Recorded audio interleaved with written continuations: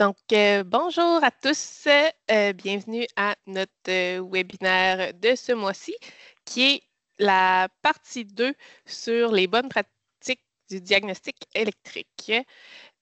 Comme la partie 1, c'est Jérôme Bergeron-Carpentier qui va donner la présentation. Donc, aussi comme les autres webinaires, le chat est désactivé pour le temps de la réunion, mais il y a l'onglet questions et réponses juste à côté du clavardage que vous pouvez mettre vos questions et qu'on va lui répondre à la fin de la présentation. Donc, voilà. Jérôme, je te laisse y aller.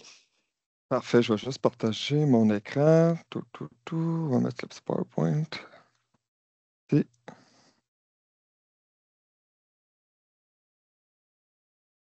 voilà, parfait. Fait que Megan, tu confirmes qu'on voit bien mon écran? Oui, tout est bon. Parfait, excellent. Donc, bonjour tout le monde. Je sais qu'il y en a parmi vous là, qui ont assisté à la première partie qu'on a faite là, avant les fêtes par rapport à tout ce qui est bonne pratique au niveau des diagnostics électriques. On va parler un petit peu plus de sujets précis là, qu'on va voir là, au niveau de la présentation. C'est simple, on a été un petit peu plus dans la base lors de la première partie. On va peut-être rentrer juste un petit peu plus dans des petites technicalités là, au niveau du fonctionnement là, par exemple, le multimètre. Puis comment on peut aborder ça d'une façon à ce que nos diagnostics soient un petit peu plus précis, là. Fait que c'est simplement qu'on va venir rajouter une couche supplémentaire à la dernière présentation. Donc, si jamais vous l'avez manqué, vous n'avez pas eu la chance de le voir, là, tout est accessible là, de toute façon sur, dans le fond, notre chaîne YouTube, le Consulab FR, là, pour tout ce qui est en français. On a également en fait, d'autres webinaires qui ont été faits en anglais par d'autres experts, d'autres spécialistes à l'éducation qui ont été également traduits là, en français. Donc, ça va parler en anglais, mais vous allez pouvoir avoir tous les sous-titres en français. Fait que ça peut être intéressant aussi. Là. Il y a plein de beaux webinaires qui ont été faits, notamment sur tout ce qui est Octavalve de Tesla, par exemple, comment adapter un programme pour les véhicules électriques au niveau des écoles. Donc, ça vaut vraiment la peine d'aller jeter un œil. Puis, on a aussi des petites vidéos de familiarisation qu'on continue de faire là, relativement là, à chaque semaine sur nos différents produits. Fait que ça peut être quand même intéressant. Donc, je vais faire une petite courte présentation. Là. Je sais que des fois, qu'il y a des nouveaux là, qui. Donc, comme c'est qui, Jérôme? Ben, en fait, diplômé en mécanique automobile. Évidemment, j'ai fait travailler dans les garages, dans les concessionnaires. J'ai été également mécanicien à temps partiel, donc au niveau de la réserve des Forces armées canadiennes. J'ai été déployé 3 fois avec l'armée, 2018, 2019 et 2021. Par la suite, j'ai enseigné là, au niveau du DEP en mécanique automobile à Québec, ici au privé. Et je suis là, spécialiste maintenant de l'éducation au niveau du volet mécanique automobile pour Consulab. Donc, c'est pour ça le rôle là, d'un spécialiste de l'éducation chez Consulab, c'est notamment justement de former les enseignants à utiliser de façon optimale là, nos équipements, puis de faire des petits webinaires comme ça, apporter puis partager de l'information. Donc, c'est vraiment une discussion ouverte. OK, on est là. Si jamais il y a des commentaires, des questions durant le webinaire, là, le chat est ouvert pour ça. Ça va nous faire plaisir de vous lire puis d'en discuter. Les nouveautés, donc le fameux EV400 qui est très attendu. Le V400, c'est un système là, vraiment là, sécurité haute tension sur une base de véhicule électrique qui va permettre aux enseignants dans les classes d'effectuer plusieurs manœuvres, là, que ce soit au niveau de la sécurité, de la désactivation en fait, du système haute tension. On va pouvoir faire de la lecture avec des oscilloscopes. On va pouvoir même faire du diagnostic parce qu'on a plusieurs fautes intégrées à même le dispositif. Puis en fait, ce qui est important à savoir, c'est qu'on est vraiment là, à la toute fin de la conception du produit. Donc, bientôt, je sais qu'il est attendu vraiment avec impatience, mais bientôt, ça s'en vient dans les salles de classe. Donc, si jamais vous n'avez pas eu la chance de le voir en action, parce qu'on le traîne souvent avec nous lors des différentes conférences ou associations, ben, à ce moment-là, vous pouvez aller voir, là, il y a des vidéos, encore une fois, sur notre chaîne YouTube.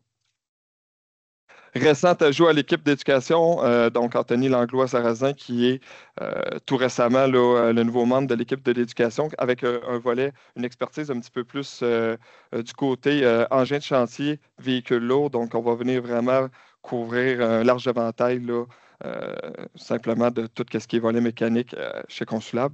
Donc, on est super heureux de l'avoir dans l'équipe. Puis prochainement, ben, peut-être que vous allez voir aussi donner des webinaires là, sur un petit peu plus d'équipement au niveau du camion lourd et engin de chantier. Donc, les points d'enseignement qu'on va venir vraiment parler là, durant le webinaire, ça va être le fonctionnement du multimètre, fonction voltage, ampérage et au niveau de la fonctionnalité d'ohm et ben, comment on l'applique ça aussi au niveau d'un diagnostic potentiel d'un courant parasite. Donc, comment fonctionne un multimètre dans ces différents modes? On l'a parlé dans la première partie du webinaire, donc de la fameuse lecture lorsqu'on est dans un circuit ouvert. Hein, on va venir, même si on a des résistances à même notre circuit d'alimentation ou notre circuit de masse, on va être capable de lire la pleine tension de la source. Donc, quand on parle de la pleine, c'est vraiment identique. Donc, si on a une source de 12,6 volts, comme on peut voir à l'écran, bon, on va littéralement avoir sur notre multimètre un affichage affichant la totalité du 12,6 volts dans notre circuit.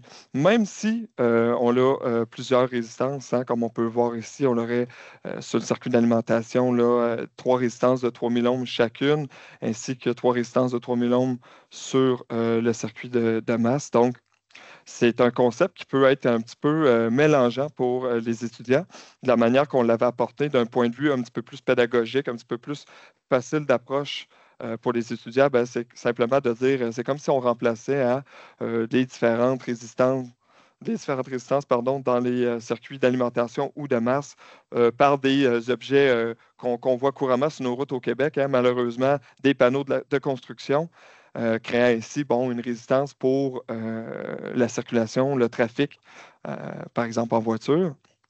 Ici, on aurait bien évidemment un circuit ouvert, donc c'est la fin de la route. Donc, il n'y a plus de circulation de voitures. Donc, peu importe qu'il y ait des ponts ou des zones de construction ou des dos d'âne, par exemple, ben, le nombre de voitures, il va rester le même. Hein. On ne pourra pas avancer, donc ça va simplement s'accumuler jusqu'à ce que la route soit atteinte, ben, la fin de la route soit atteinte. Donc, à ce moment-là, on va avoir notre pleine capacité ici du côté de l'alimentation. Et alors que du circuit de masse, ben, à ce moment-là, il n'y aura pas de voitures qui vont circuler. Donc, la différence de potentiel va rester la même que celui de la source. Donc, ça, c'est vraiment, comme je dis, une approche un petit peu plus pédagogique, un petit peu plus facile. Mais au niveau d'un enseignant, c'est quand même important de comprendre. Donc, alors, pourquoi le voltmètre indique-t-il la pleine tension de la source lorsque le consommateur est déconnecté, mais que les résistances sont toujours dans le circuit? C'est vraiment une bonne question à se poser. Puis souvent, on s'amuse. En fait, quand je dis on, c'est vraiment l'équipe de l'éducation au complet chez Consulab qui est un petit peu éparpillée, là, que ce soit aux États-Unis, dans l'Ouest canadien et même dans l'Est, là, au niveau des maritimes, par exemple.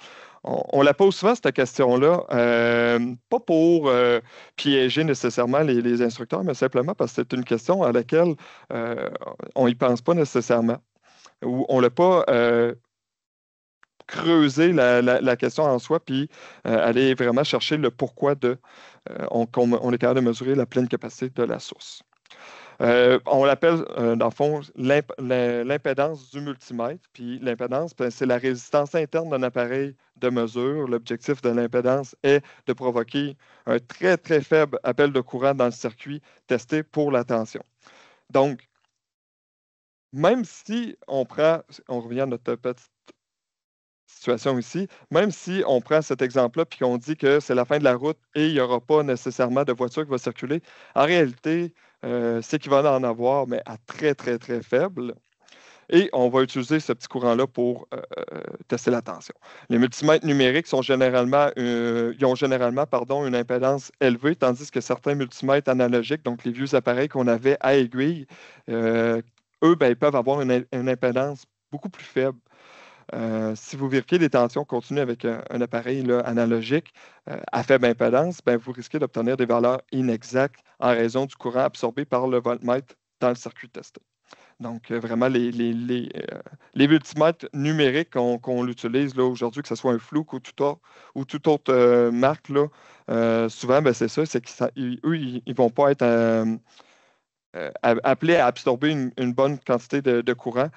Donc, c'est pour ça qu'on a des lectures aussi précises.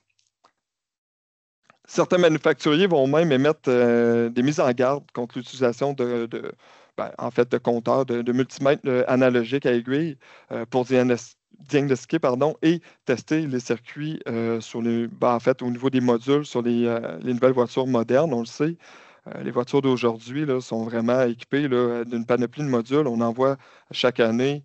euh, sur les différents modèles, de plus en plus de modules ajoutés pour de plus en plus de fonctionnalités X, Y, Z. Donc, veut pas, on a besoin de respecter les méthodes de travail du manufacturier et l'utilisation de tels instruments un petit peu plus anciens avec une impédance là, plutôt faible, ben, on risque justement de endommager ou la destruction même totale de certains modules des ordinateurs ou même peu importe les interfaces.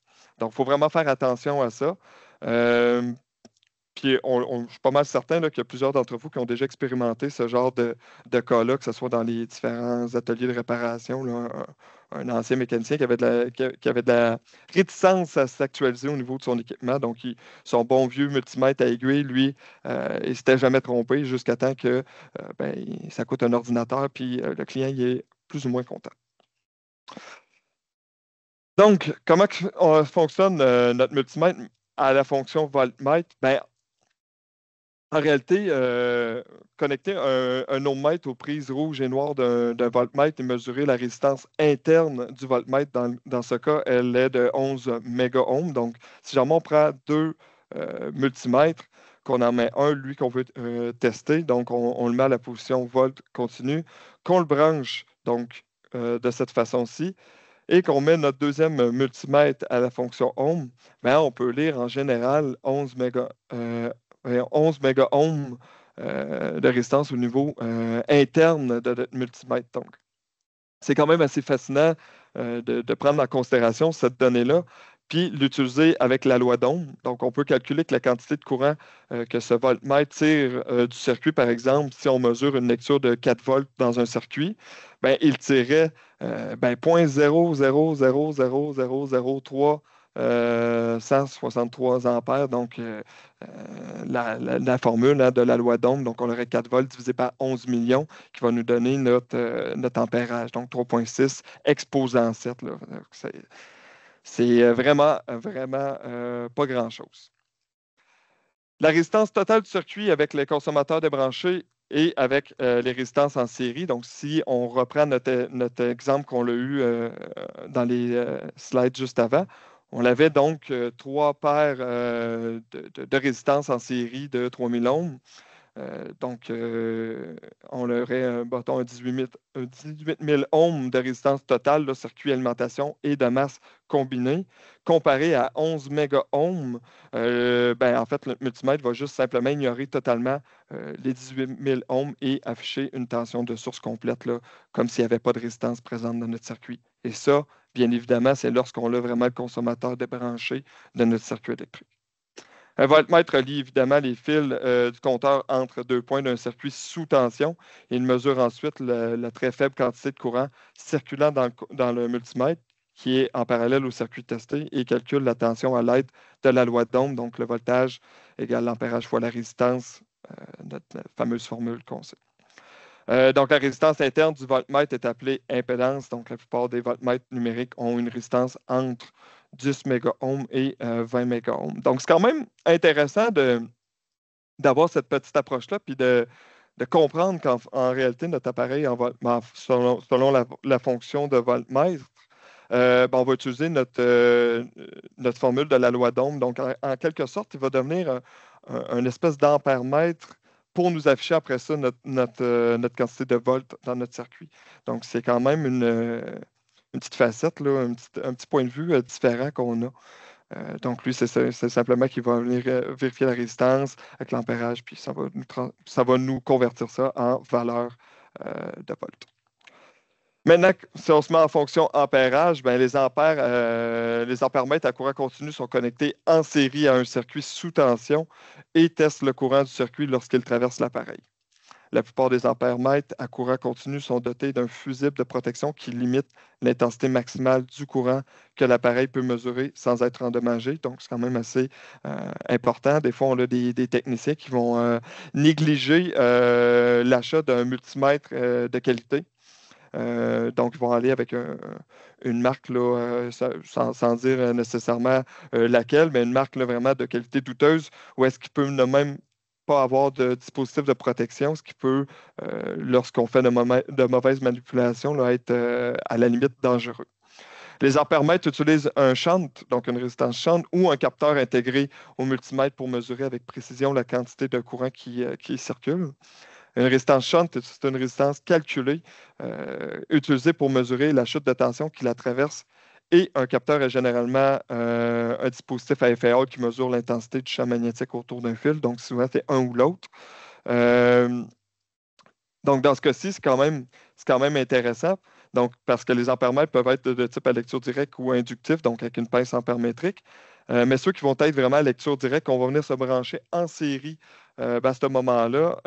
C'est comme un petit peu l'inverse. Soit on est en fonction ampèremètre, mais on devient un petit peu comme un voltmètre. Donc, si jamais on a une résistance shunt avec en fait, une résistance calibrée là, bien précise, ben, qu'est-ce qu'on va venir faire? C'est venir mesurer la chute de tension au niveau de celle-ci pour pouvoir par la suite, avec la formule, ben, convertir ça et afficher sur notre affichage numérique une lecture en ampères. Donc, lorsqu'on est en voltmètre, on est un petit peu un ampèremètre, puis quand on est en ampèremètre, ben, on est un petit peu un voltmètre. Donc, c'est quand même intéressant d'aborder ça de cette façon-là. Les ampèremètres à lecture directe doivent être insérés dans le circuit sous tension.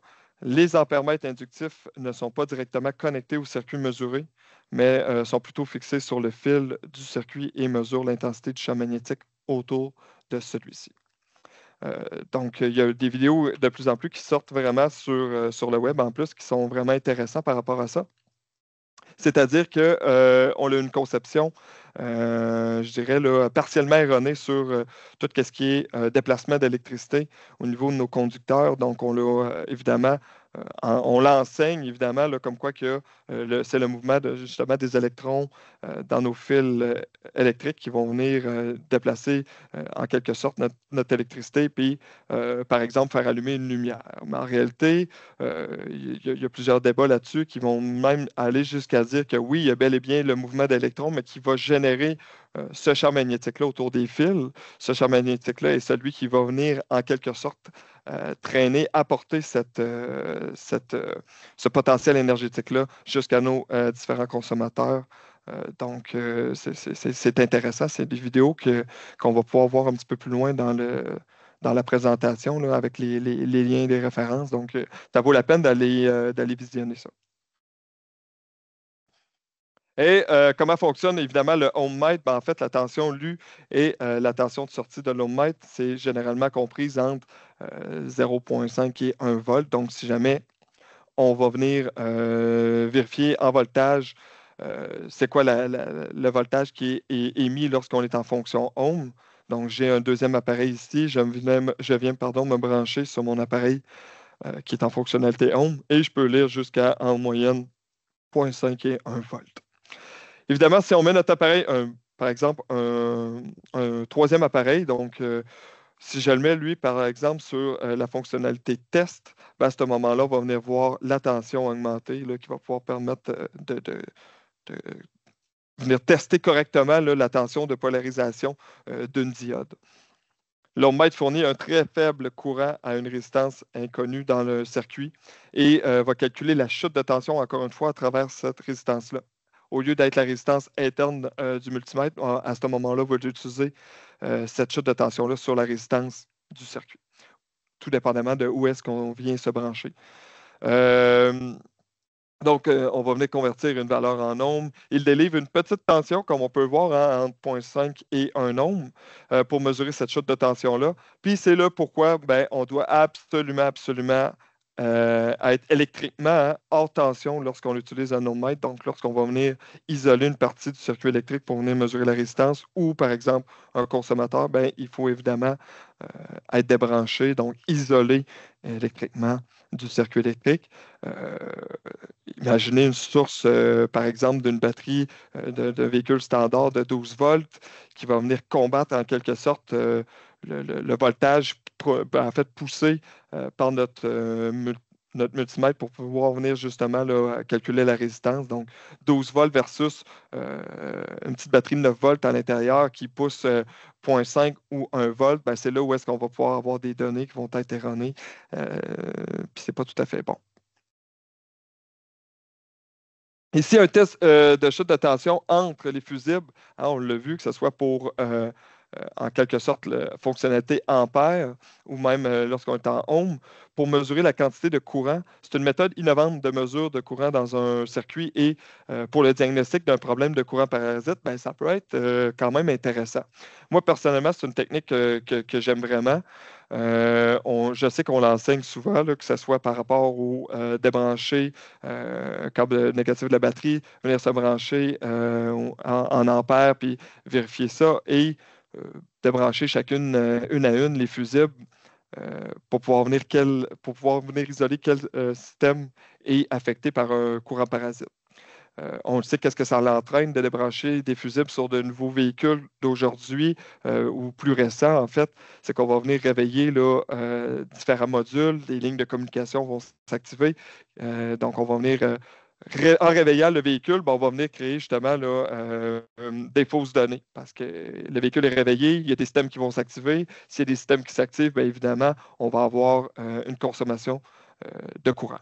Donc, l'idée serait de venir, en quelque sorte, faire la même chose que notre multimètre, soit venir prendre une chute de tension directement sur les différentes fusibles du circuit électrique. Donc, par exemple, on pourrait utiliser cet exemple-là sur notre CL1919 pour le démontrer aux étudiants. Ça se fait super bien. Par exemple, ici, j'ai un branchement super simple. On part de notre source d'alimentation, on passe au travers d'une fusible, au travers d'un interrupteur. On s'en va dans notre première multimètre, fonctionnalité ampère, jusqu'à notre lumière L1.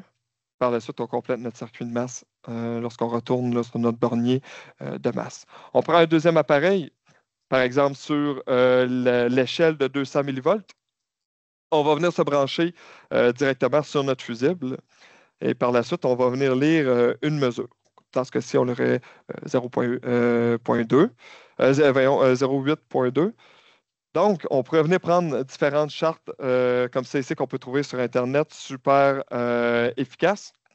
Donc, on peut venir prendre notre résultat ici, donc de 8.2 millivolts. Par la suite, on vient sélectionner, évidemment, celle-ci, c'est une charte standard pour les fusibles ATO, ATC. On va venir sélectionner notre colonne qui correspond à notre fusible, donc un standard 3 ampères.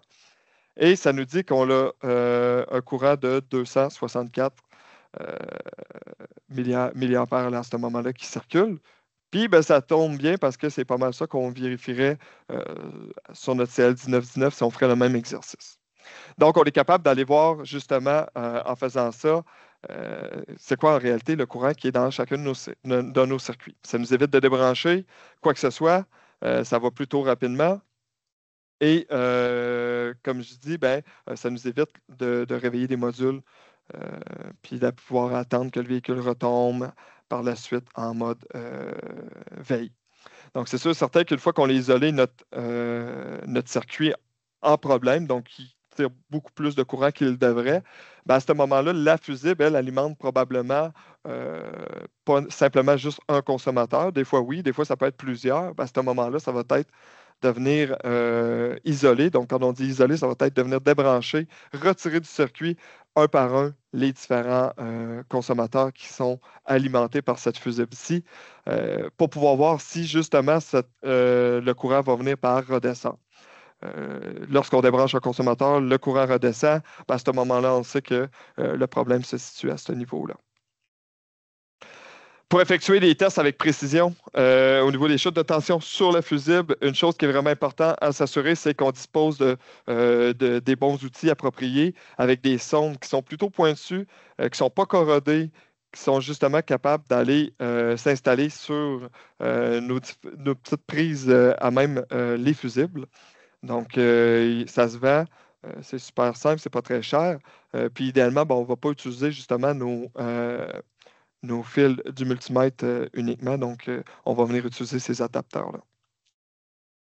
Ça, c'est tous les liens web pour les différents tests de chute de tension sur des fusibles, les chartes, des vidéos, des PDF. Si jamais il y en a qui veulent une copie, ça va me faire plaisir de vous partager ça sans problème. Là. Je sais que ce n'est pas tout le monde qui vont nécessairement prendre ça en note ou prendre une photo, mais si jamais c'est quelque chose qui peut vous intéresser, c'est des super de bonnes ressources qui peuvent même peut-être être intégrées dans vos différentes leçons en classe. Je suis fermement convaincu qu'un technicien automobile aujourd'hui, travaillant notamment de plus en plus sur des véhicules électriques, doivent absolument avoir une solide compréhension de la loi d'Ohm et encore plus de tout ce qui est relation entre les ampères, les volts et les ohms. De bien comprendre tout ça, de bien comprendre comment leur équipement fonctionne. C'est vraiment comme ça qu'on va pouvoir avoir des diagnostics précis, efficaces. On le sait, les voitures électriques, ça coûte cher au niveau de tout ce qui est réparation en soi. Donc, on veut vraiment être sûr d'avoir un diagnostic, premièrement sécuritaire, mais efficace aussi. Donc, merci d'avoir assisté au petit webinaire. Ce n'était pas nécessairement énormément long. Là. On essaie de faire des petites périodes là, comme ça. Ça vous permet de ne pas trop mobiliser votre journée pour le webinaire. On va en faire d'autres, ça, c'est sûr et certain. Si jamais vous avez des questions, des idées par rapport à de potentiels webinaires que vous aimeriez avoir, ça va nous faire plaisir là, que vous nous les partagiez. Ici, j'ai mes infos, donc que ce soit adresse, numéro de téléphone, extension, faites-nous parvenir vos idées. Je ne sais pas si Mégane, il y avait des questions dans le chat ou s'il y en avait qui avaient des questions. J'en ai rien pour l'instant. On a Mathieu Pochila qui fait dire merci beaucoup à Jérôme. Puis, je pense que c'est ça.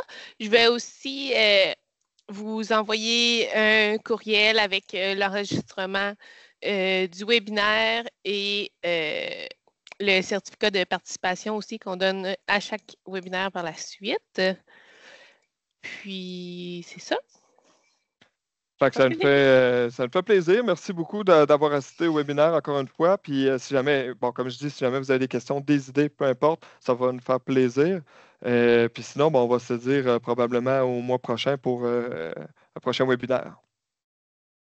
Oui, exactement. Fait que bonne journée à tout le monde. Bonne journée.